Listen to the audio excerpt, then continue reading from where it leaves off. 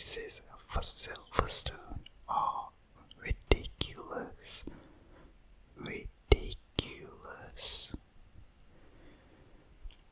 But as you can see, for this video, we will be racing as Lewis Hamilton, starting from last place.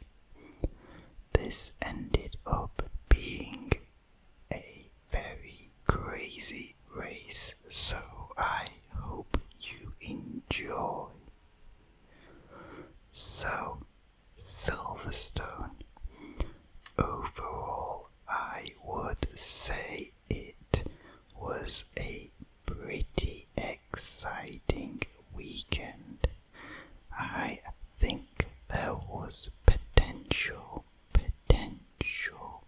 for it to be one of the best races of the season, but it was still pretty good. Like we did last time, we will review each driver's race in the finish order. I'm low-key tempted to just start these videos talking about second place onwards, because of course it comes as no shock that in first place was Max Verstappen. 6 race wins in a row now, which is insane, and it's hard to see anyone stopping the streak anytime soon. I also read an interesting statistic saying that as he is 99 points ahead, he could actually finish in P2 for all the remaining races and still win the championship, which is just crazy. That being said, he didn't have the easiest weekend, and that was all because of the fact that in P2 we actually had Lando Norris. What a phenomenal result. I had thought that maybe Austria was just a freak track, but the McLaren looked incredible this weekend. The improvements they've made are truly insane. To think where they started the season, to Lando actually leading the first few laps of the race. Unfortunately, he didn't quite have the pace that Max had, but he stuck with him very well for a long time. At the time, I thought the decision to go on hards under the safety car was not the right call, and I still do kind of think that. However, it was hard to see Lando finishing ahead of Max, even if they had pitted for softs. Regardless, a phenomenal drive and definitely a deserved driver of the day. And finishing off the podium, we had Lewis Hamilton. This may sound like I'm just hating, but honestly, the look this man has needs to be studied in a lab. I swear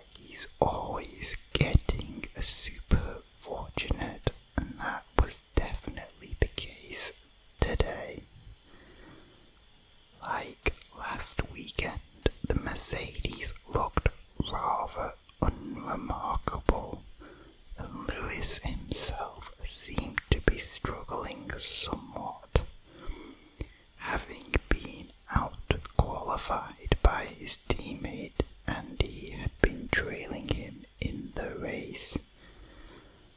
But he was able to get a free pit stop under the safety car, which saw him come out in P3. When I believe he was P6 before people started pitting.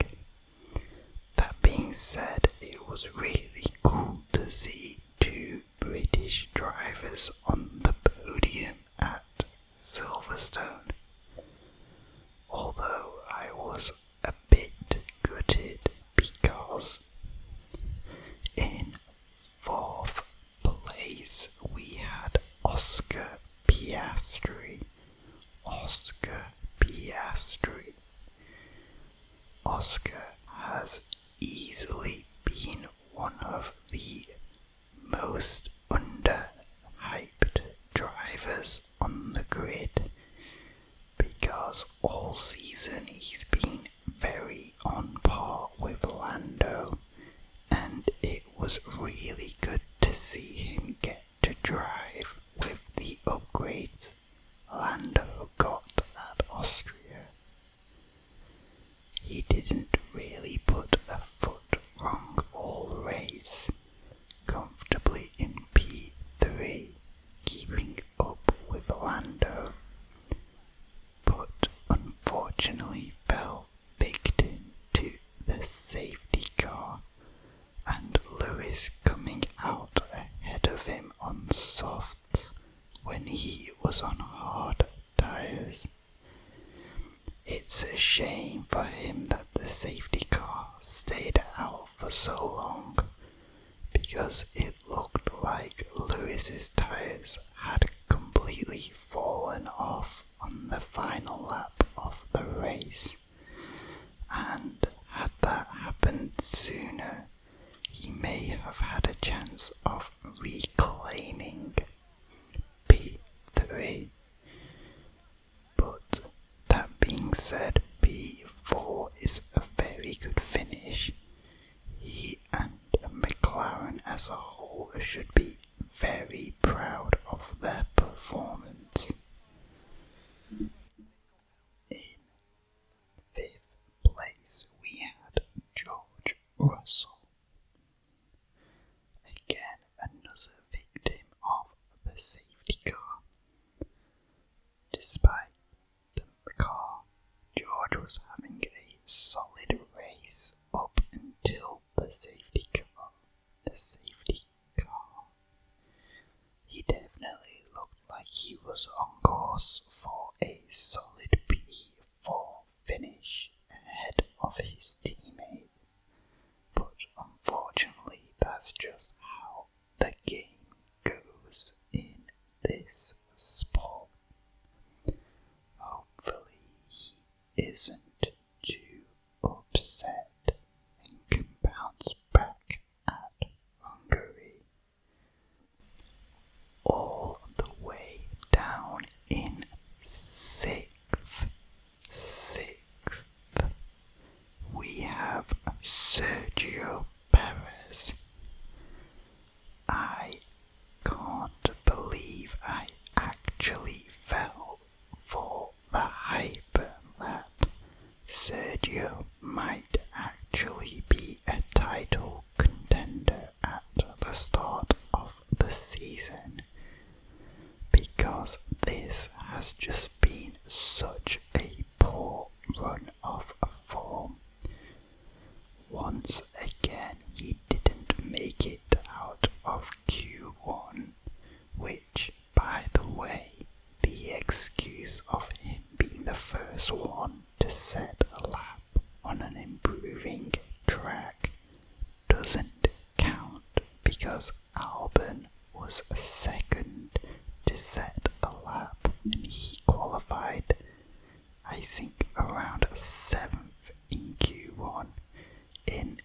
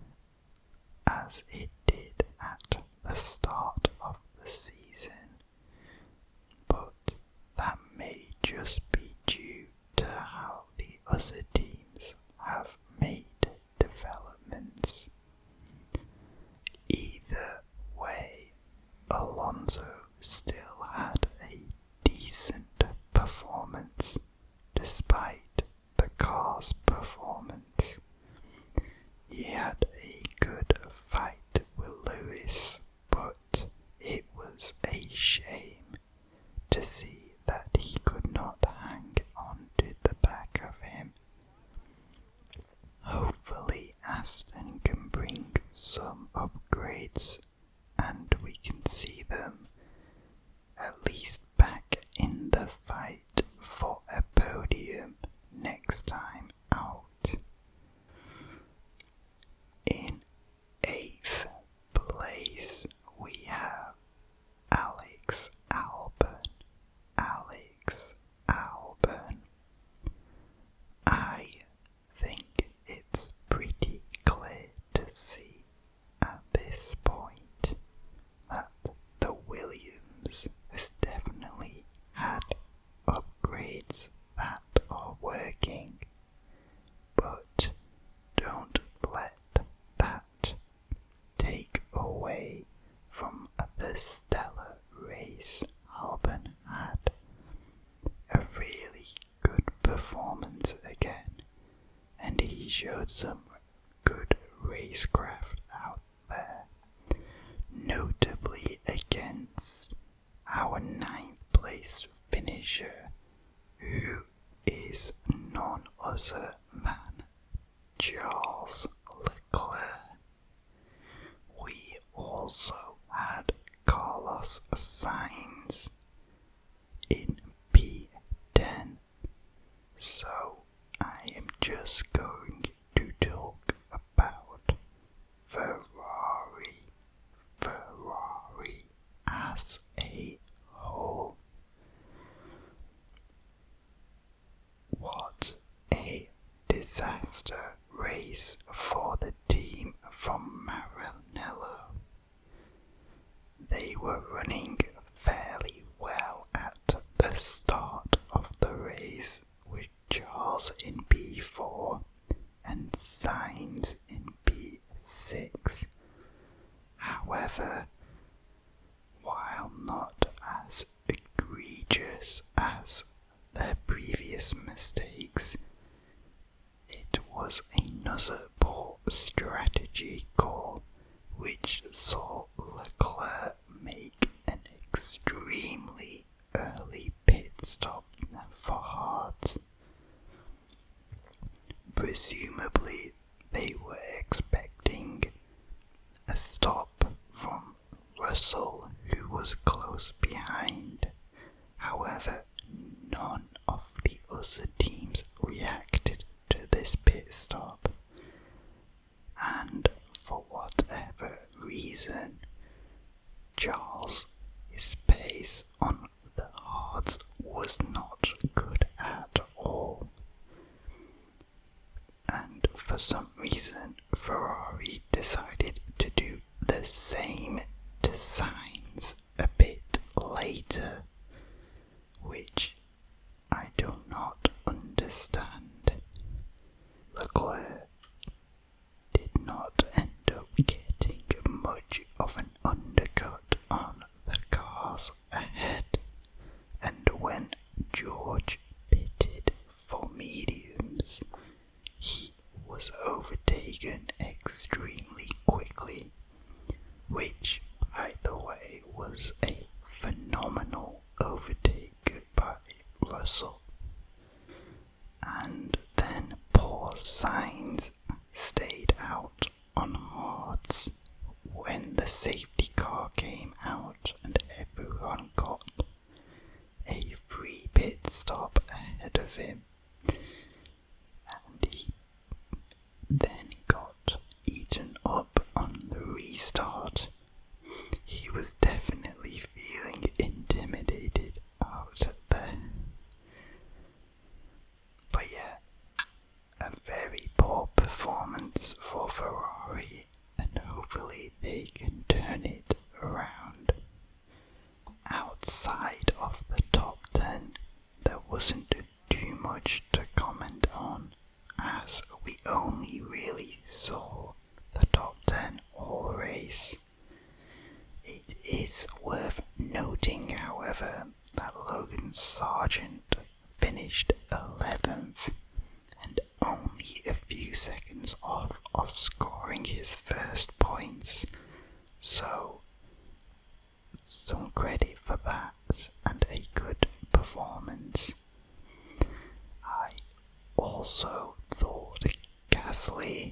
been driving a good race, but was unfortunately forced to retire from a ridiculous move from Lance Stroll, running off the track and then going straight into BS car. So yeah, like I said, all in all, a pretty good race, but I couldn't help feel like maybe we could have gotten a bit more. I definitely think that the tyre compounds were too conservative. The fact that some teams were easily able to do a one-stop with the soft tyre and the medium tyre does not make for very interesting race strategies. It would have been cool to see if McLaren could have done two different strategies to try and beat Max, had there been more tyre wear and, as such, more variation in strategy choices. But I am curious to see if the running order will be the same as we now go from two high-speed tracks to a more tight and twisty track that is the Hungaroring.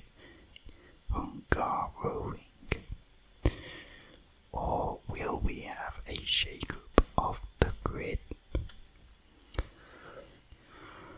I hope you all enjoyed this video and also the racing in the background.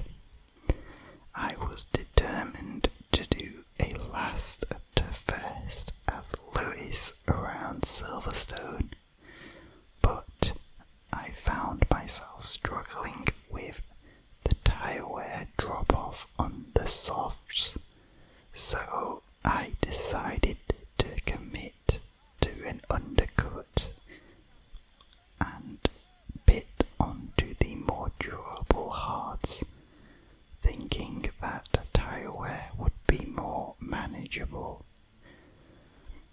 However, as you saw, it got very stressful trying to